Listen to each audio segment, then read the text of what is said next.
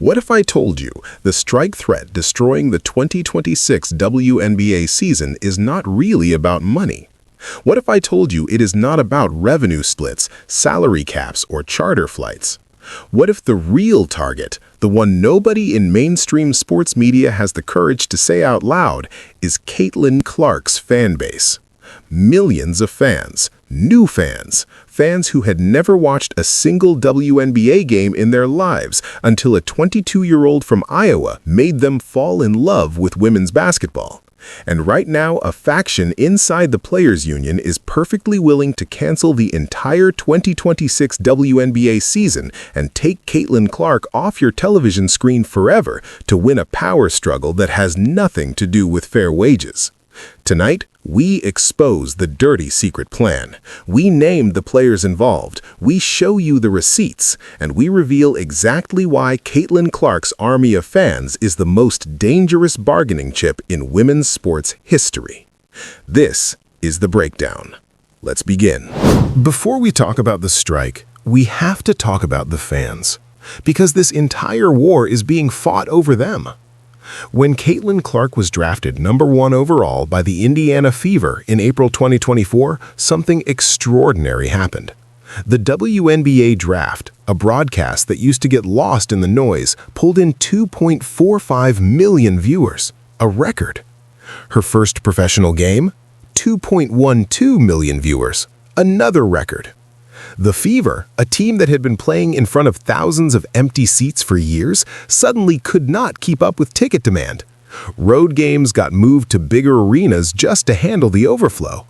Attendance across the entire league jumped 48% from 2023 to 2024. The average ticket price doubled from $50 to $88.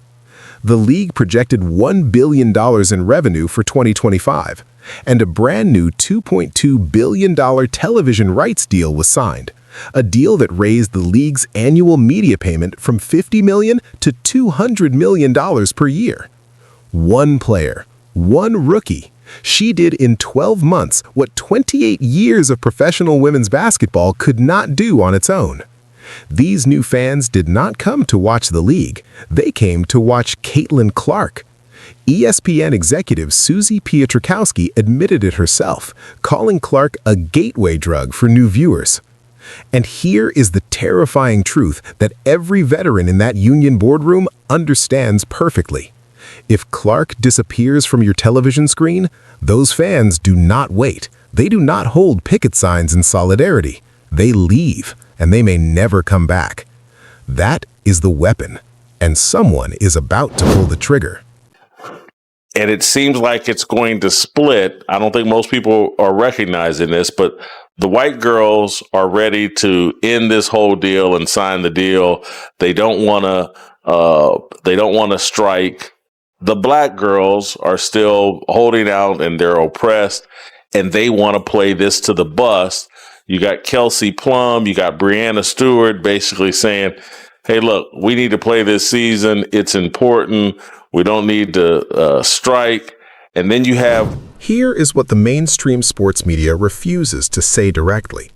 A strike does not hurt Caitlin Clark. She has Nike, she has Gatorade, she has State Farm, Wilson, Panini America, Stanley, and Xfinity.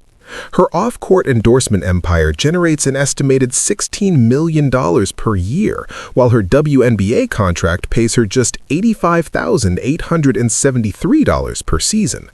A canceled season hurts Clark $0, but it erases her from public view for an entire year. No highlights, no record-breaking games, no packed arenas, no viral moments.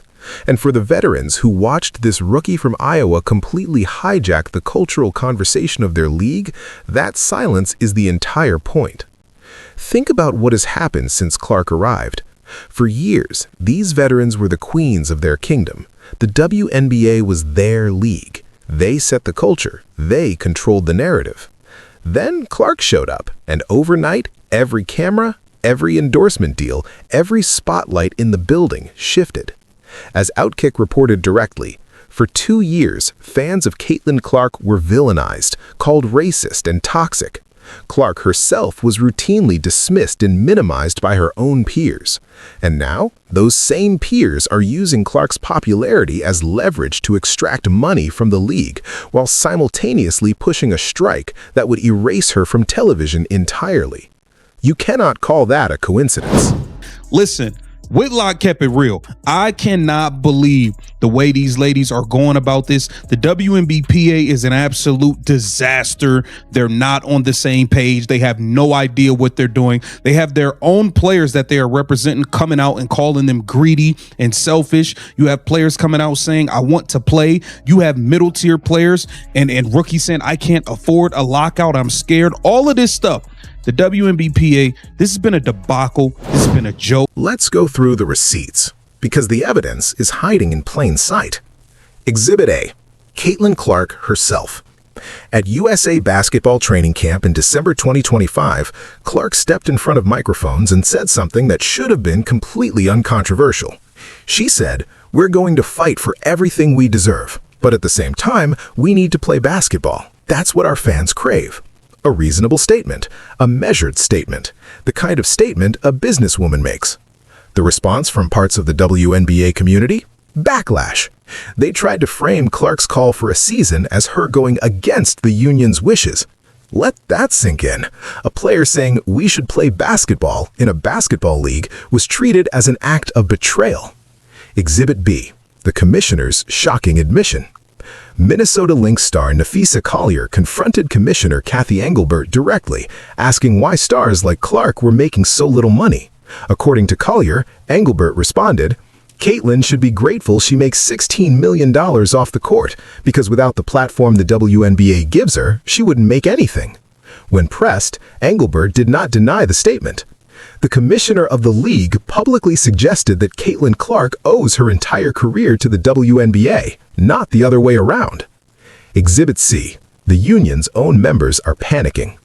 According to reporting from The Spun just hours ago, many WNBA players have not felt looped into the union's strategy.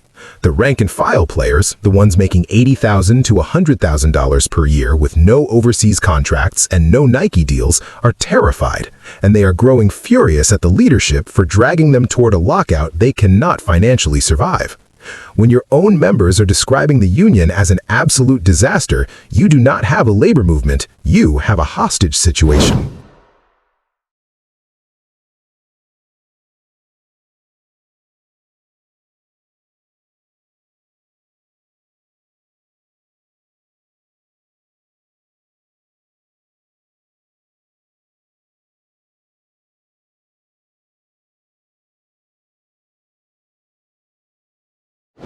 Now let's talk about the actual numbers, because this is where the dirty secret gets even darker. The Players Union is demanding 26% of gross revenue and a salary cap of $9.45 million per team.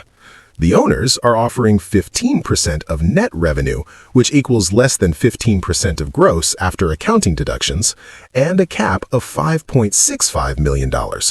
That gap is $3.8 million per team per year. But here is what makes the union's position impossible to defend mathematically. The Washington Mystics play in an arena with a maximum capacity of 4,200 seats. The Atlanta Dreams building holds just 3,500 people.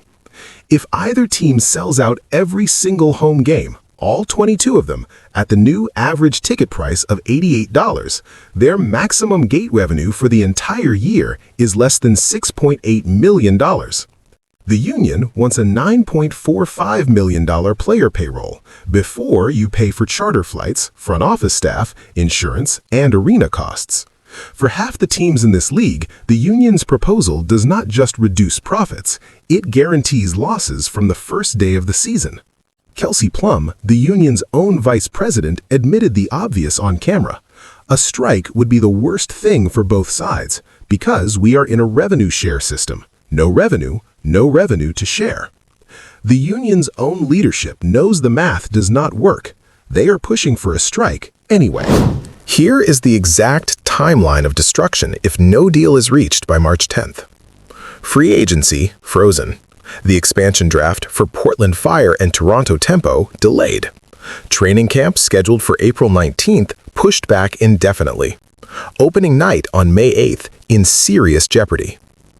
Caitlin Clark's rookie contract pays her $85,873 this season. Under the league's latest proposal, which includes a fast-track max contract clause, Clark's could be eligible for a maximum contract worth over $1.3 million in 2027.